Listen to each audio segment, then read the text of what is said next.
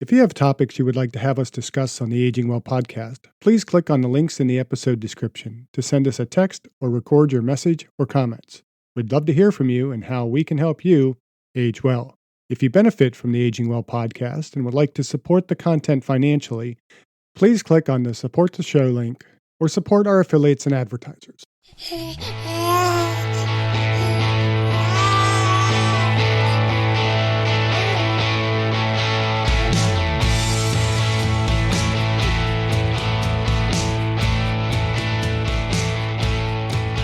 Welcome to the Aging Well podcast. I'm Jeff Armstrong here with Corbin Bruton. In this and the episodes that follow, we will share candid discussions on aging and hear from the experts. We are here to inform and encourage as we experience, aging. Sleep is important to every part of the body. Our bodies are quite active during sleep and carry out many important functions that affect us physically and mentally. In this episode, Dr. Armstrong and Corbin Bruton discuss sleep, the importance of sleep, having a regular sleep cycle, exercise, and the factors that affect one's sleep and help us to sleep well as we age well. Hey, Dr. Armstrong, did you hear about that heat wave that we're about to get? About to get it. Yeah, we're about it's pretty hot right now. It is. It's going to hit the hundreds. And it got me thinking, I don't have air conditioning in my apartment. And that's really going to mess with my sleep pattern. I hate it when it gets too hot. Anyways, speaking of sleep, I was thinking what a perfect subject that we can actually dive into for our podcast today. I personally think that sleep is one of the most underrated things. We don't really look at it as far as our health or well-being, but it's arguably one of the most important. Wouldn't you agree? Oh, absolutely. Do you have a regular bedtime? I try to have a regular bedtime. I'm not spot on like you, but after listening to that last podcast that we just did, I was like, dang, he's got a bedtime. He's kind of got everything together. I need to get on an actual schedule.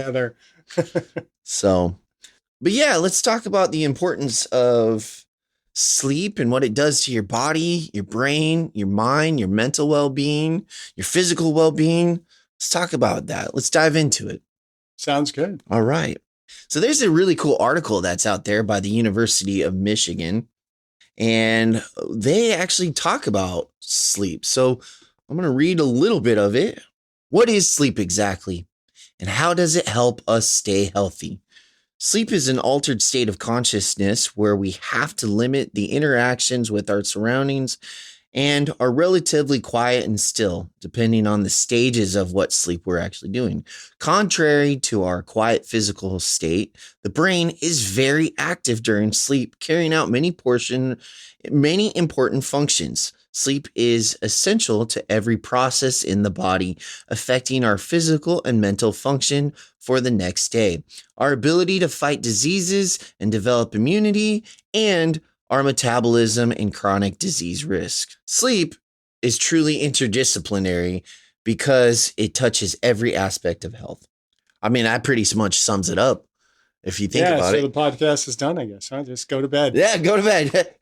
It kind of reminds me, I don't know if you remember my admonishments at exam time whenever you were a student. Remember the life lessons I learned in college that I kind of tried to pass on to my students. I'm not sure how well they listened to it, but I'd always stressed about not cramming the night before the test, the importance of getting to bed early, something that I had learned from a couple of my different professors at West Virginia University when I was an undergrad.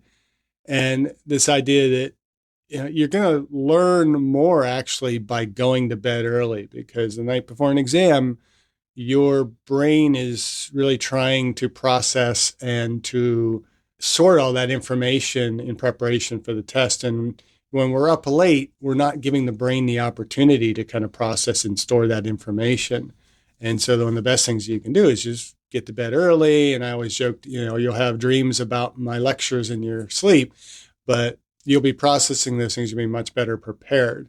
And I think we tend to forget that. I think we feel like we have to stay up and do in order to accomplish more. Whereas oftentimes it's that what Jim Harshaw Jr. would call his productive pause. And sleep is part of that productive pause. It's like taking that time in the day where we allow our body, our mind, our spirit, everything to fully recover from the events of the day prior, allowing us to adapt both spiritually, physically, emotionally, intellectually, and socially for the next day. It's kind of like hitting the reset button on your computer when it's starts getting that extra lag time really slow. You just set it in reset mode, it resets itself, and then it's a lot faster. It's kind of like we're setting a physical reset button on our bodies by putting it to sleep. Well, in that computer analogy, I mean, you keep a bunch of windows open in your computer, it's processing, it's doing all that stuff simultaneously. It really begins to slow down the processes. You have to shut down a few of them so that they can operate appropriately. You mentioned talking to your students about sleep, and I just remembered our old football coach from high school. He used to tell us it doesn't matter about the sleep that you get the night before. It's actually the night before the night before. He's like, get a good night's rest on that Wednesday night, because Thursday you're going to be really excited and it's going to it's going to affect you. So make sure Wednesday you're getting a lot of sleep, because the excitement of the game leading up to that Friday, it will affect your sleep pattern. And for a lot of the players, that actually was true. Now, I don't know.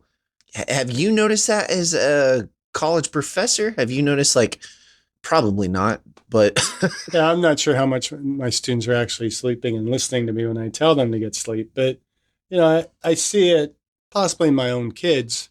I've been stressing a lot more frequently to my son, who's trying to, as I keep mentioning, trying to gain weight and strength for the upcoming wrestling season, that he needs regular sleep. You can't, and especially now that school's out, the kids get even worse with their sleep patterns. They want to stay up late and then sleep in.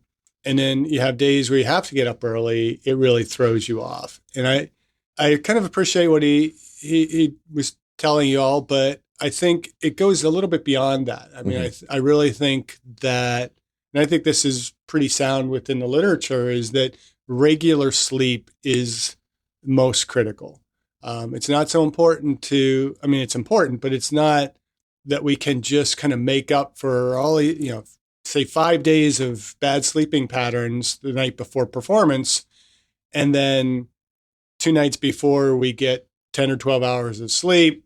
And then the night before the performance, hopefully we get a good night's sleep, but we'll probably be a little bit more restless because we're, processing all of that. And I think it's important in the article that you talked about, it talks about the fact, and you just mentioned that, contrary to our quiet physical state, the brain is actually very active during sleep. And so we may get a very good restful sleep, but our brain is going, with high energy during that period of time.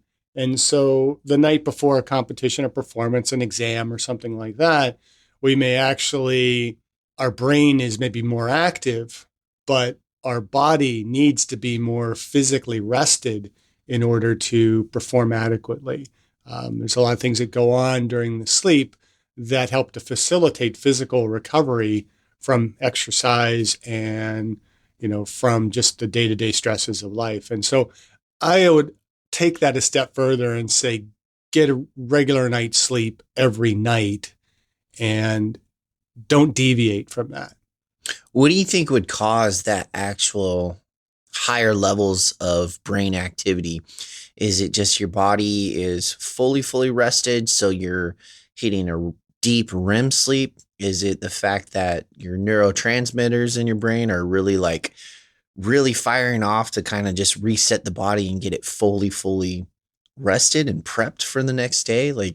It's kind of like working behind the scenes. It's like the night shift crew at a really good facility. You don't ever really see them because they come in during the daytime, but when you arrive at work, everything's clean and prepped and ready to go. It's the crews at Disney that are in there changing all the light bulbs and cleaning everything that's kind of the thing. Yeah, our brain is kind of in high gear, processing information, dealing with things that may be weighing heavy on our mind. If you really think about some of the dreams that you have sometimes, as weird as they might be, they're oftentimes allowing your brain to it's kind of your brain processing that information and Mm. sorting things out, making decisions. It's kind of, weird that for me that a lot of my dreams will kind of pattern after what I might be kind of watching more on TV.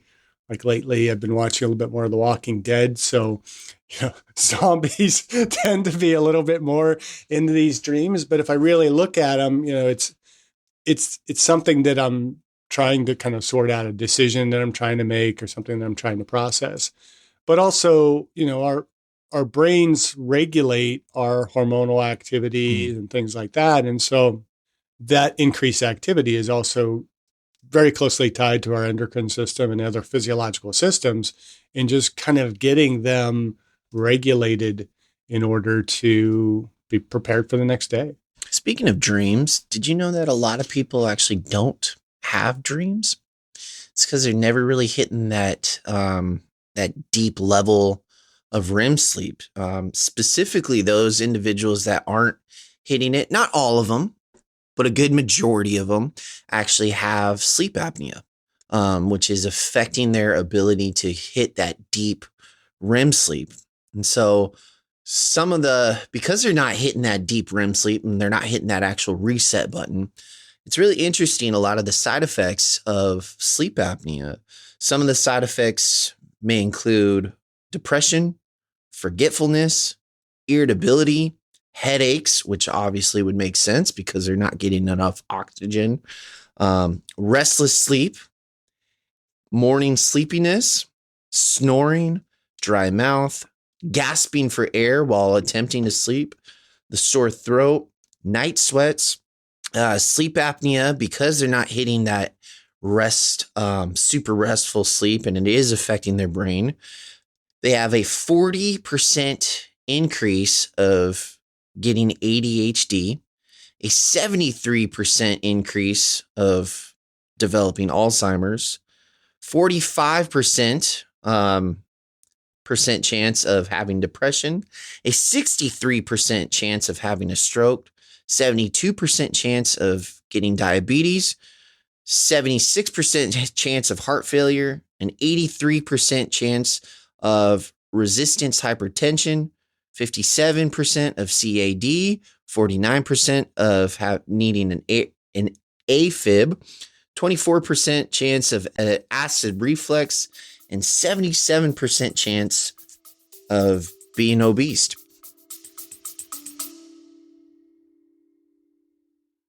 I discussed my epigenetics test with True Diagnostic co-founder Hannah Wendt in episode 162. Epigenetic testing measures baseline and changes in your pace of aging, giving you the power to steer your anti-aging or health and wellness journey in the right direction. I learned that I am aging well. Click on the affiliate link in the episode description, use the promo code AGEWELL, and receive a 12% discount on your epigenetics test and monitor your pace of aging. So what you're saying is that sleep is important to aging well. I think it is important to aging well. And most of those things that we talked about, think how frustrating it'd be, that someone's listening to one of our past podcasts and they're like, I want to make this lifestyle change. I think I'm going to do a 5x5 program. I think I'm going to start eating healthier. And then they're not seeing those results.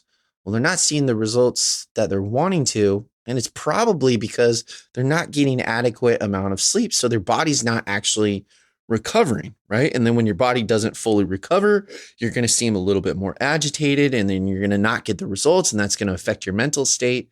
It has a whole spiral effect, and when I was younger, you mentioned your son, I had a very similar mindset where I was like, I don't need sleep. I can keep going and going and going and going and going. And once I hit my 30s, I was like, sleep's important. It really, really is important. Like, okay, I don't have sleep apnea, but I'm not getting good sleep. Well, let's talk about some of the things that actually can also affect our sleep. How does what we eat impact our sleep? It's well known that certain substances, such as caffeine, can affect the onset of sleep in a negative way. On the other hand, evidence is growing that shows how other foods like tart cherries, kiwi, fatty fish like salmon and tuna, malted milk may have beneficial effects on the sleep. More recently, studies have shown that healthy dietary patterns overall, not just specific food, can be associated with longer sleep duration and shorter time to fall asleep. So, what are some of those healthy dietary patterns?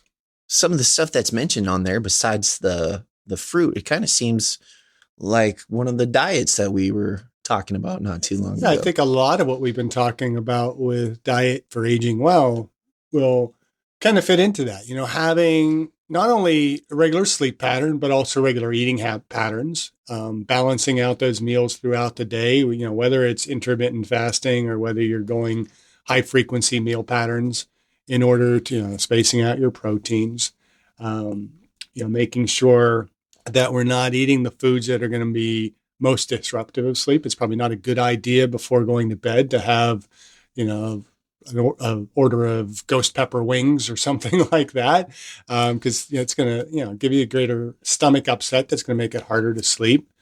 So the quality and the types of foods that we're going to eat are important. But I think it's, just healthy patterns in general that are going to be more effectively associated with sleep duration and the quality of sleep that we get, how well we can fall asleep quickly and get into that restful sleep. And what are those things that we can do to be healthier that will affect our sleep? I do think it's really interesting that they added malted milk as being beneficial for sleep. And I would think that would actually be anything with milk may have, well, I guess it kind of depends on your body, but a lot of people have a mild milk allergy. Not to a degree like like they're lactose intolerant. And as soon as they consume any form of milk, they're just letting it out, right? Go there. But some of them, when they drink milk, they get a lot of phlegm in the back of their throat or nasally, and that's just a super mild milk allergy. So I would think that milk would actually not be associated with good sleep, just because it can constrict those nasal cavities. But it also goes back to those old wives' tales of like, oh, if you're tired, just drink some warm milk. Mm-hmm. Right? That was an old remedy from back in the day. I believe milk has a bit of tryptophan in it, similar to turkey, that helps to promote some of that drowsiness. And so if you're not lactose intolerant or you can tolerate milk, then it probably certainly has some benefits to helping you to sleep. And so it's again one of those things, we always preach the principle of individuality on this podcast. Right. That everything doesn't work for everyone, and what works for someone else doesn't necessarily work for us. So if it works for you, we need to find those things that are going to help us to get better sleep. I had a colleague a number of years ago, Sandy Brenner, who was a nutritionist, that taught us that if you have trouble sleeping, have a little bit of sugared candy or something like that right before bed, because that little bit of an insulin spike, your sugar levels spike up, insulin spikes up. And then what happens when we typically, spike that insulin and then all that sugar and glucose goes into the cell? What happens next? We tend to have a sugar crash, right? And Wow. When better to have a sugar crash when you're trying to sleep. And so it makes a little bit of sense, but again, you have to consider what effect is that added sugar having on the rest of my health. And for some people, it may not be as beneficial as it might be for others. But, we got to find those little things that help to facilitate us getting to sleep more easily and it will help us to stay, sleeping for a longer period of time. And we also need to have a regular waking time as well and get Right. those normal sleep cycles going. So for some people, it might be taking melatonin in order to, regularly get to bed. For some people, it's going to be regulating the lighting patterns in your home in order to facilitate sleep. I mean, we should start probably as the evening draws to a conclusion. We should start dimming the lights a little bit, and certainly we need to step away from our computers, our phones, our iPads, the television, and all those types of things. I think one of the worst things that people can do for their sleep patterns is to have a TV in their bedroom, which, really, what do you need a TV in your bedroom for? Second would be, checking their iPhones, or, getting on their computers, or on, playing on their iPads just before they're going to bed. Laying in bed with that blue light flashing in your face is probably one of the worst things you can do to actually get to sleep. That's interesting you say that. That's something my mom always used to say when I was younger, like, don't look at your phone. Like, you shouldn't be looking at it. You should at least wait 2.5, 3 hours from the last time you looked at it before you went to bed. And I was like, Mom, you don't know what you're talking about. And then I went to college, and then I started taking courses and doing a lot of research. And you're right. It turns out like our body it can't decipher the difference between blue light coming out of your computer and then the blue light that the sun gives off. So if you notice, like during summertime, people usually have a lot more energy because the sun's out. It could be that you're getting more vitamin D, or it could be that blue light effect, right? You're just more energetic. You're just more like, oh, I got to get up. I got to go. Versus wintertime, you're like, ugh, I don't want to get out of bed. Kind of same concept. As we say in Oregon, 9 months out of the year. Yes, here in the valley, especially, yeah.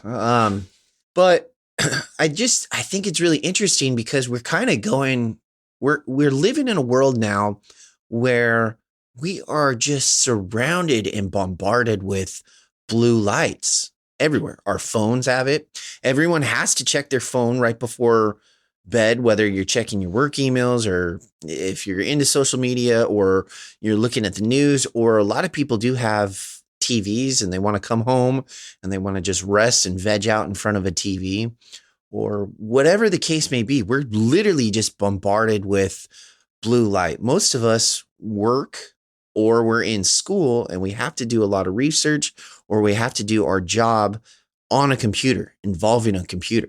I know for me, at my job, I'm on a computer all day long, literally. So it's really interesting. I just had one buddy, and he got those blue light glasses, right? He doesn't need glasses at all. He's got 20/20, probably 20/10 vision in both eyes, and it's as one does when they talk to their childhood best friend, is we just started, flicking crap at each other. And I was like, what are you wearing those glasses for, you nerd? And he's like, oh, buddy, these are a game changer. I said, what are you talking about? And he's like, they block out all the blue light. And I was like, does that really make a difference? Does that really affect? And he's like, yeah, best sleep you'll ever get. And I talked to another individual who recently, they've done the same thing with their glasses. And I was like, hey, random question. I've noticed you've been wearing that. How has that affected your sleep? They're like, honestly, I'm going to bed and I'm hitting deep sleep. Like, I'm waking up feeling a lot more well rested. And that's so crazy because I feel like blue light has such a huge effect on us.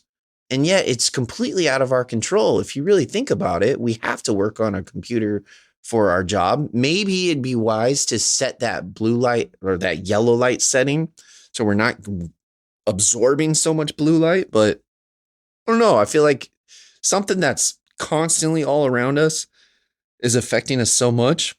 But it's out of our control. Like, So I don't agree that it's out of our control. really? I mean, yes, if you work a job where you have to be at the computer all day, that's what, 8 hours of your day, Right. maybe 10. I don't know too many people that work a 16-hour at a computer type of job. There are people that work, long hours and things like that, but that's not necessarily out of our control. Although, we can make adjustments like wearing the blue glasses or, adjusting the screen. And I think computers, particularly, I'm an Apple user, and Apple has done a very good job of it.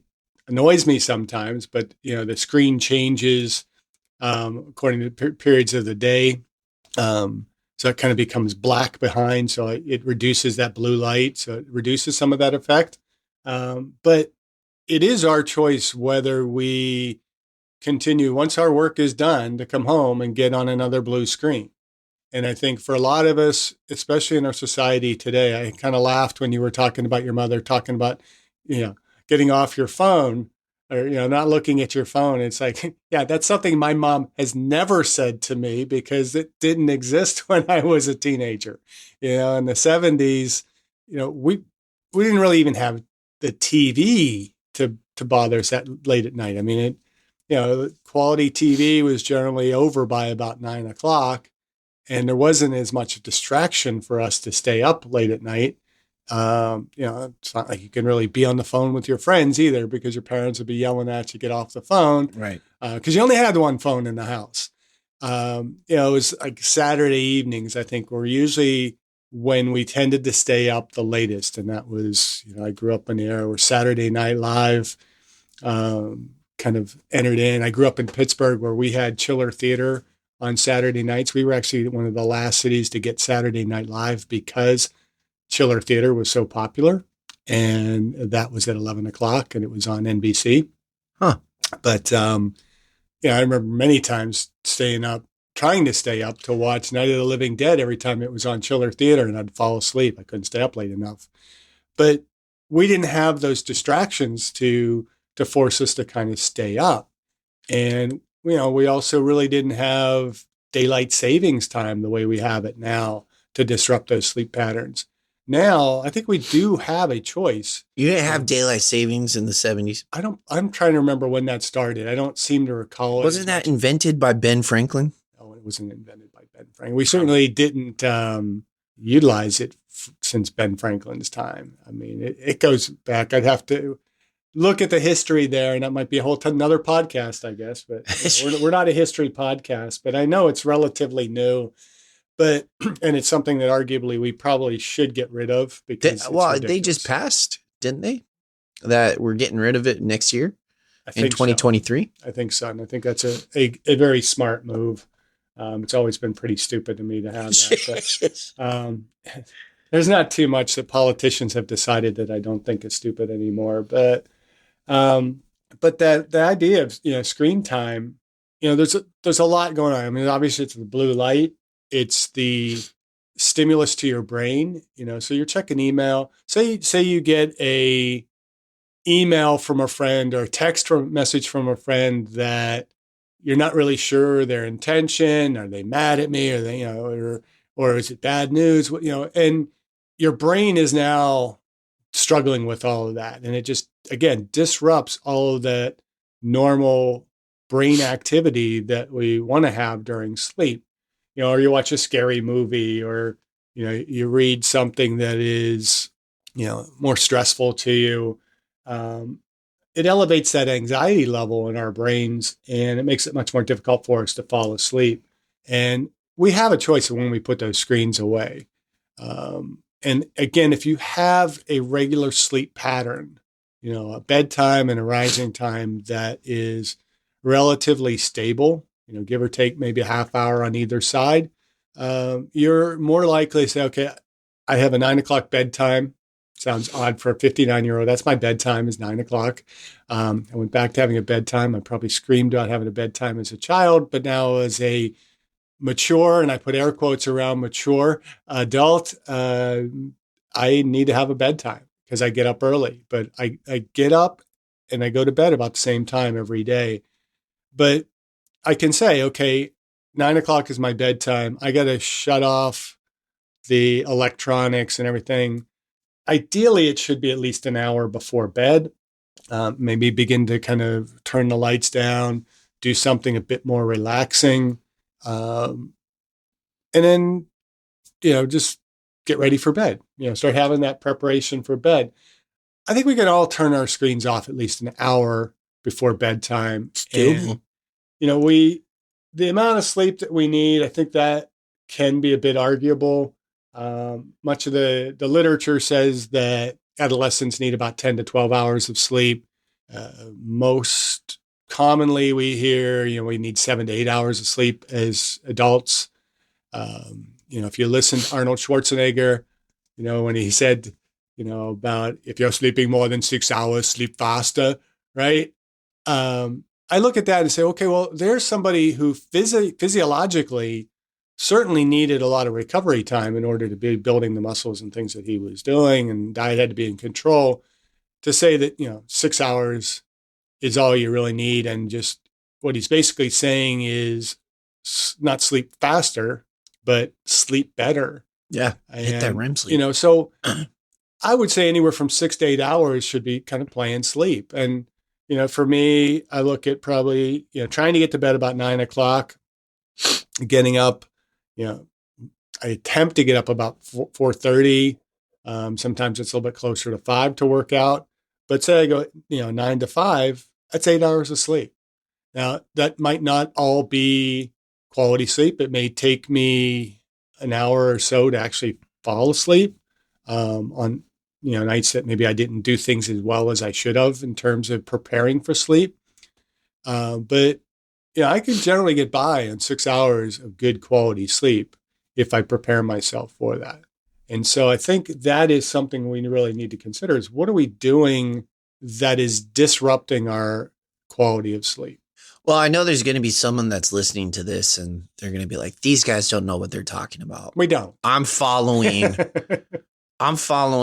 my favorite role model or whatever, and they're super successful and they're not getting that much sleep.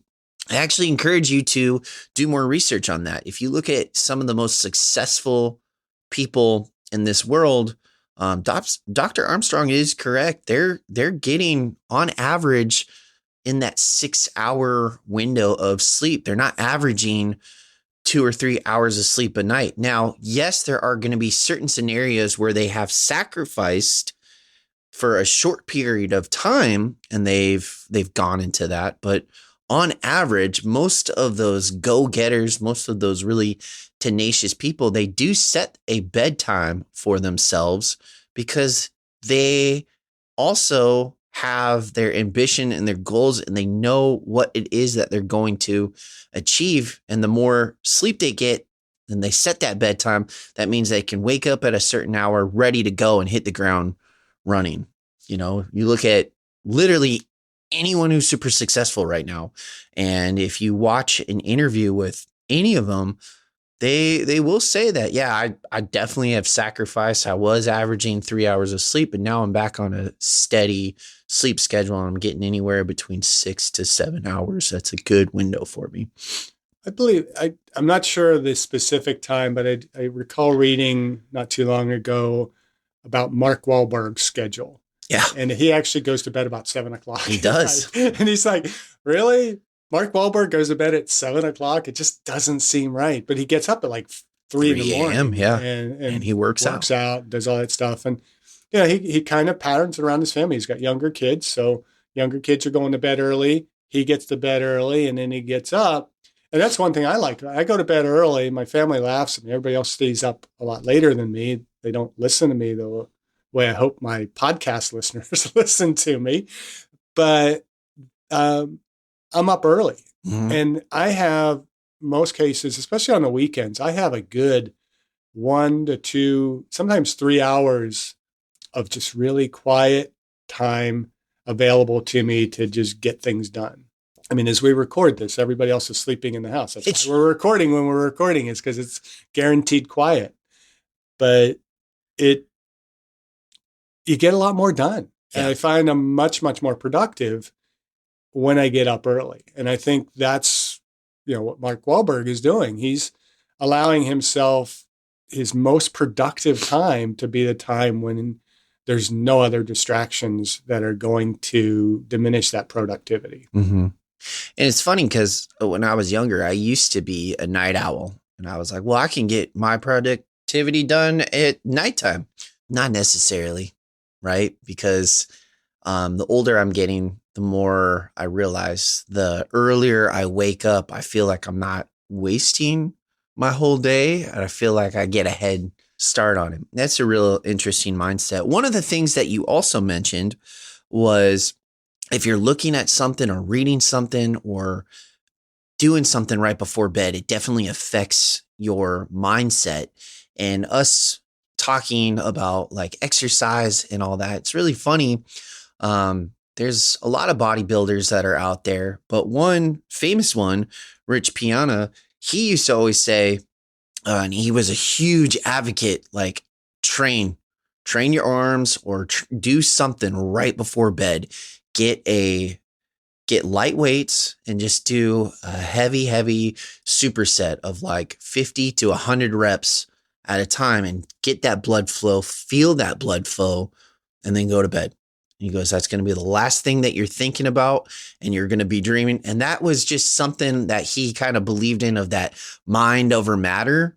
Now, obviously, that may not be the best approach, but thinking right before you're going to bed that, wow, I'm hitting a goal, it could have some psychological effect, which, back when I was in college taking sports psychology, 1/3 of what we think, it affects our body by 1/3. Does that make sense? So if we're thinking about something and we're truly believing in it, your body has 1/3 of that effect, and your body will actually start to have that reaction.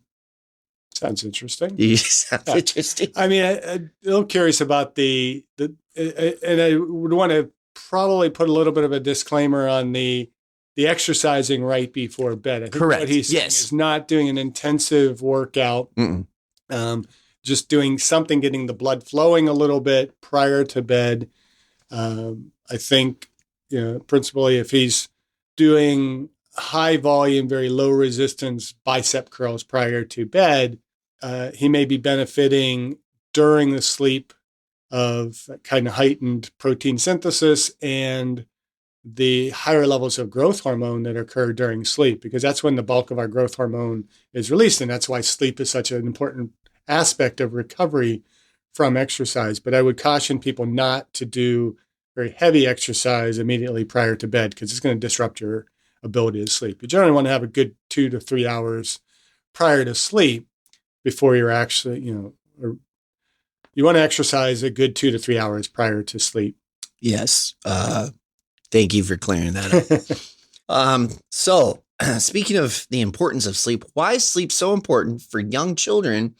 And what are some of the common negative effects of poor sleep? Sleep is important for every part of the body, and it is especially important for young children as their bodies and minds develop.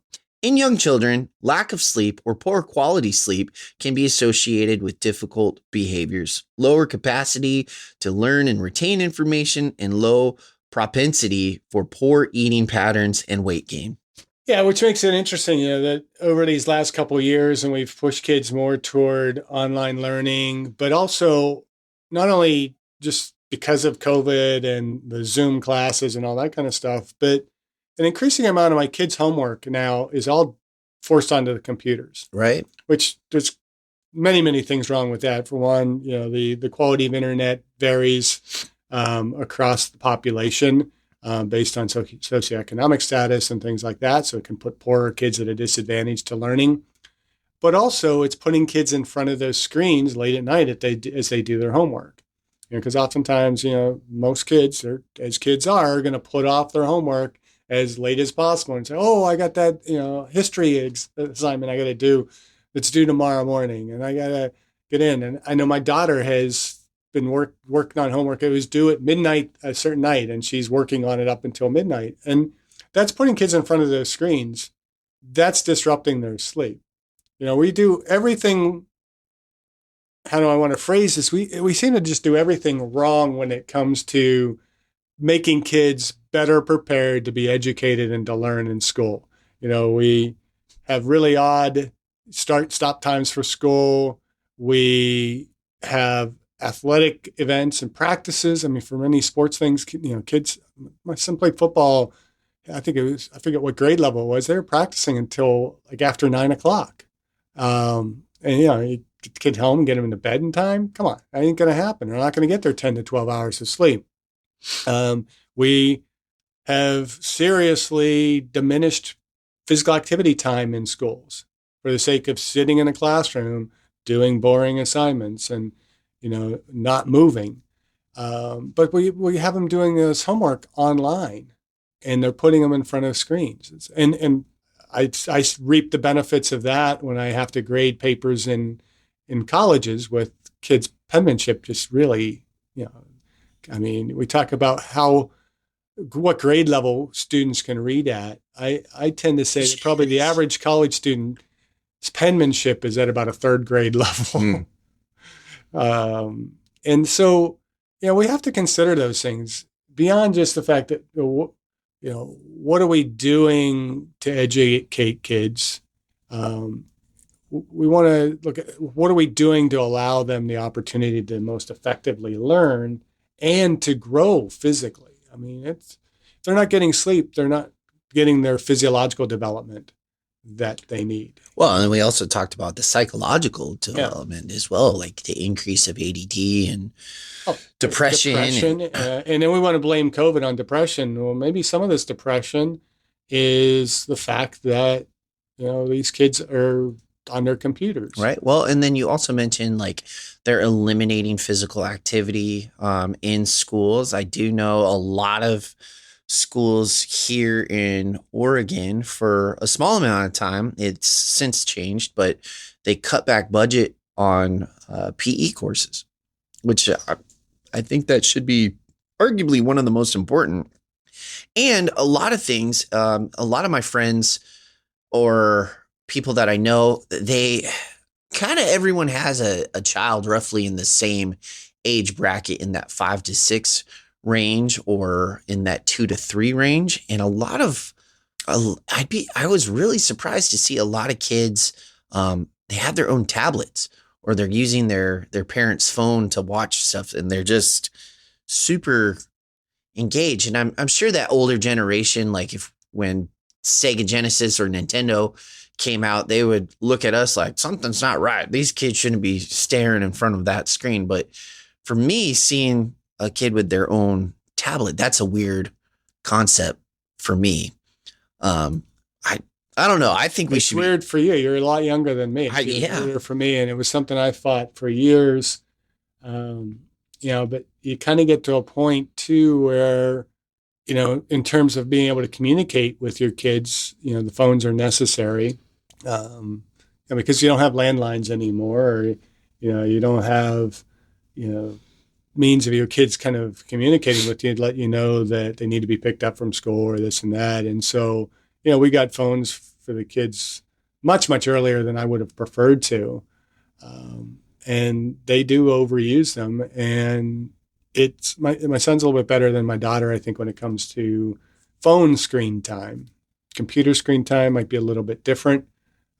But it has become a means of babysitting the kids, and I think we are seeing parents that have grown up in a growing kind of informational age where now they're on their phones so much and the kids are just going to kind of mimic what the parents are doing. And we feel like and there's some literature out there that there are some benefits to it in terms of some of the learning that happens, but it's the quality of what the kids are doing on those phones makes a difference, or on those iPads. But we do need to just kind of get away from this whole increased screen time and try and get people away from their computers, away from their phones, away from their iPads, doing more physical activity, and just turning everything off, if not for a day at a time or a week at a time, at least an hour before bedtime. Just, okay, we're done. This is time to begin to unwind, read a book, those paper things. We tend to read, and that's another thing a lot of people do. And I'm probably as guilty of it because most of my books now are on my iPad, but I can carry so much literature around with me with that Right. thing. But, you have to, pick up a book and read that in your bed if you need something to do prior to sleep. I would strongly encourage in that last hour, and it's something I need to get back to doing a little bit more myself, is taking a little end of the day journaling. I'm pretty good about doing it first thing in the morning in those early hours where I have the quiet time, where I kind of set goals for the day, where I, look at, what is my mission statement? What do I value? Try and get myself focused positively for the day. But there was a time, and it was a lot easier before I had, a wife and kids, to be able to, at the end of the day, process what did I learn from the day? What was, good about the day? What do I need to work on? And I know you've talked about this in the previous podcast about, kind of at the end of the day, kind of setting goals for the next day. Yep. I also like to, from my readings, end the day with a positive quote. Just something, put in something positive in my mind that helps to kind of get my sleep focused in a certain mental direction, if that makes any sense. Well, this may not tie in with sleep, but it does tie in with reading and the writing aspect that you've learned. One thing about screen time is you're just staring. One thing about holding a book in your hand, you're feeling that weight. You're able to use you're tactically moving the pages versus just kind of scrolling or swiping on a screen. But another thing is you're actually smelling the book. Like books have a smell. Those pages, that paper, it has a smell, which smells can definitely improve memory. So whatever you're reading, to me, logically, you're kind of absorbing that information a little bit better, a little bit more. And then doing the act of actually writing something out or writing something down, not only are you thinking about it mentally, but you're also physically performing the activity that you're thinking about, which in return is also going to have kind of a deeper effect. And I do apologize. You guys probably hear me sniffing. It's allergy season here in the Willamette Valley, and I am having some effects, which is also going to affect my sleep pattern as well. Or maybe your sleep pattern's affecting your immune system response. Oh man, yep. What sleep needs do adolescents have, and what does this mean for the current conversation we're having around school days, start time? Adolescents need around 8 to 10 hours of sleep per night, but a high portion do not get that amount. For example, recent estimates suggest that 60% of middle schoolers and 70% of high schoolers don't get adequate sleep on school nights. This figure is even higher for Michigan high schoolers, which at 80%, one of the main reasons adolescents are so sleep deprived is that biological change in their brain affects when they feel sleepy. So even if they are sleep deprived, they often can't go to bed early because their brain is not prepared to sleep. The problem with these delayed bedtimes is that school or before school activities often start very early, so adolescents may end up chronically sleep deprived. In school districts that have enacted later school start times, research is consistently showing that students get more sleep and as a result have fewer motor vehicle accidents, better grades, and improved mental health. I would have loved to have a later school time when I was growing up. But I was also involved in sports, and we were waking up super, super early, and we were getting to school before anyone else and hitting the weight room and lifting heavy and just getting after it, like right before school even started. I think it comes down to a bit more of the concept of just having a more regular sleep pattern.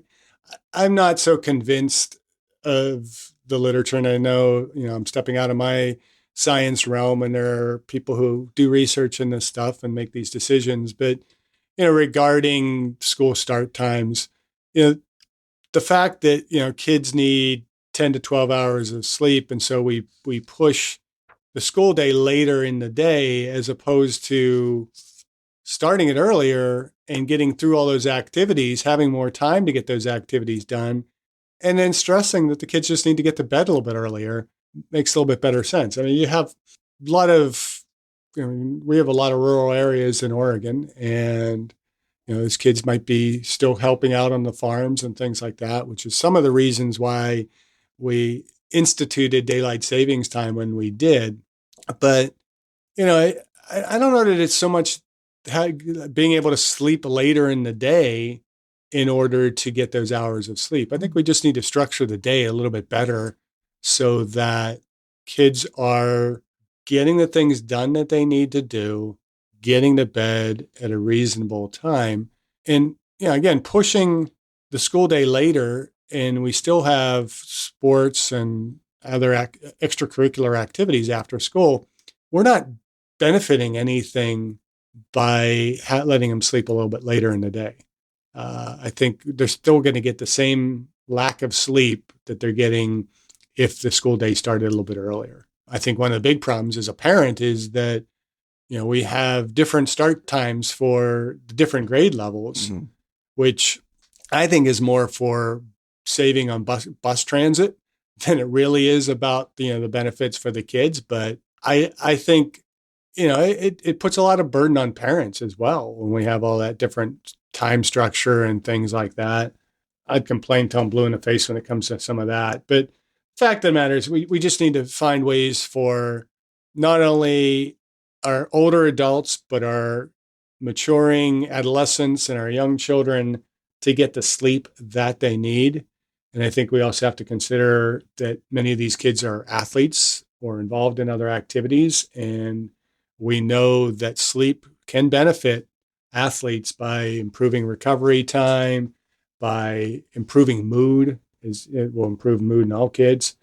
It will have a better effect on regulating cortisol levels, on insulin levels. So we see better maybe glycogen synthesis in people who are getting adequate sleep. It's going to benefit them in terms of their exercise capabilities, their perceived exertion during exercise. And so it's important for athletes, but also, if we consider performance in any age group, it's going to improve performance, whether it's athletic performance, work performance, mental performance, the list goes on. We've kind of beaten a dead horse as far as the subject of daylight savings go. You're mentioning the importance of physical health, but how important is sleep for our mental health? Sleep and mental health go hand in hand.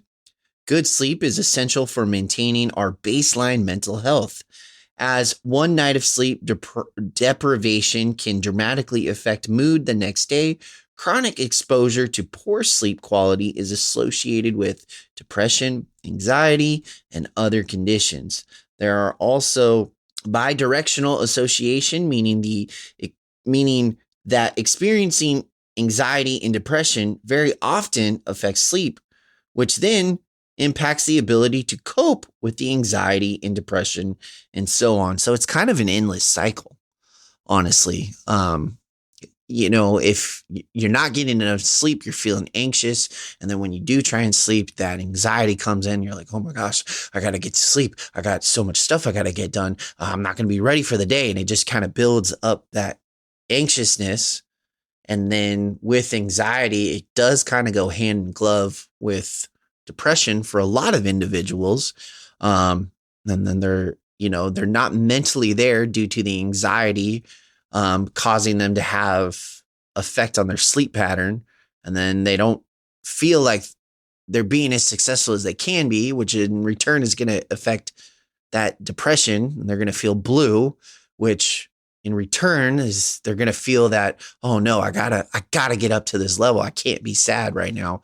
And that's going to spike the anxiety, and then it's going to spike the sleep pattern. It's kind of an endless circle, right? Yeah. It's really important to get sleep, guys.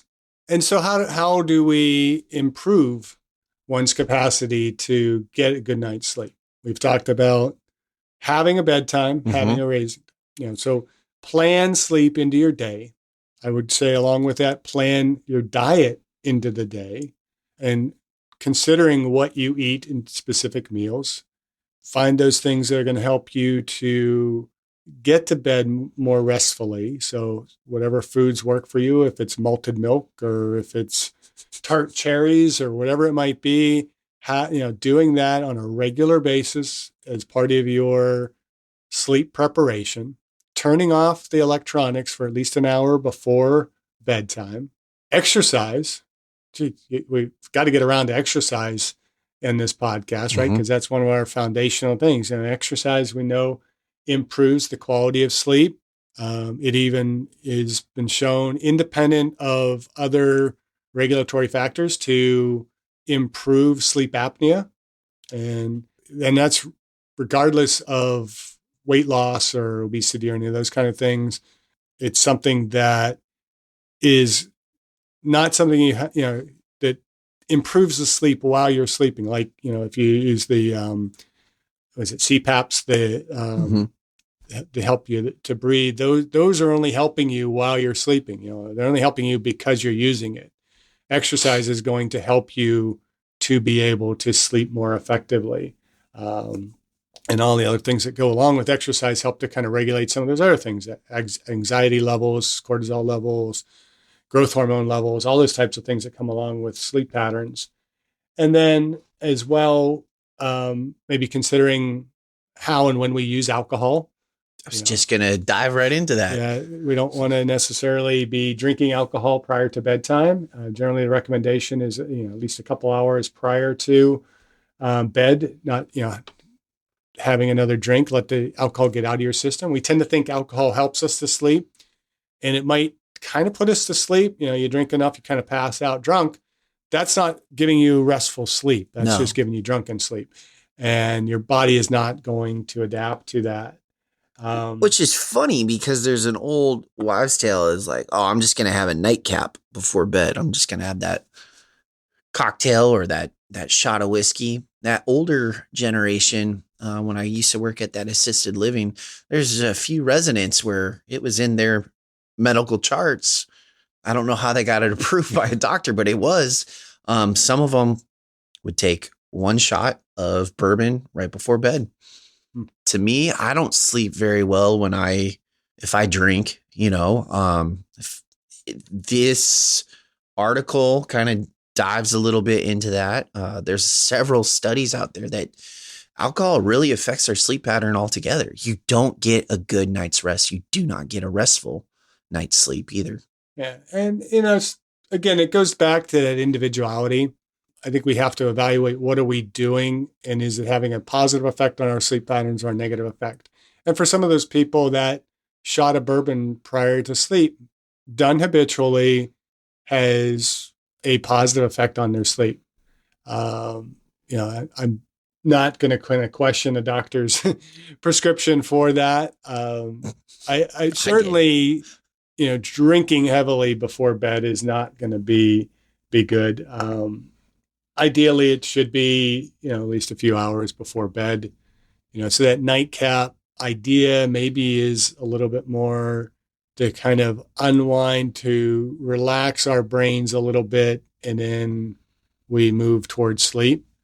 So a lot of times, I think in that generation that you're talking about, it was very common to have a cocktail when you got home from work and, or glass of wine or something after dinner, and considering that the kind of nightcap.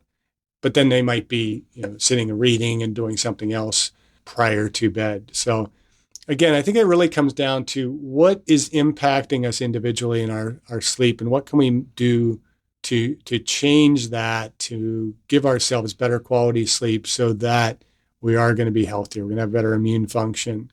And I think, for myself, the things that I do personally that I think have a positive effect on my sleep are going to be exercising regularly and exercising at a regular time, so having a prescribed time, having a rather timed regular diet, having, turning off the electronics prior to sleep, and having that regular wake cycle, sleep wake cycle. Trying to think what else I'm missing in there. I feel like there's a few other things that I do that really kind of help with the quality of my sleep. Oh, the journaling.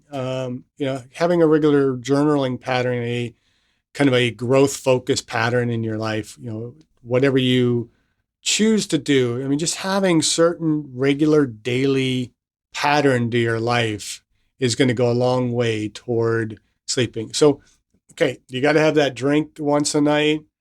Do it at a regular basis. It's not like, for a lot of people, we tend to binge drink where we have several drinks on certain occasions or special occasions. That's going to certainly disrupt our sleep. But the things that we do regularly and we get our body in regular cycles, our bodies are designed to be very cyclical.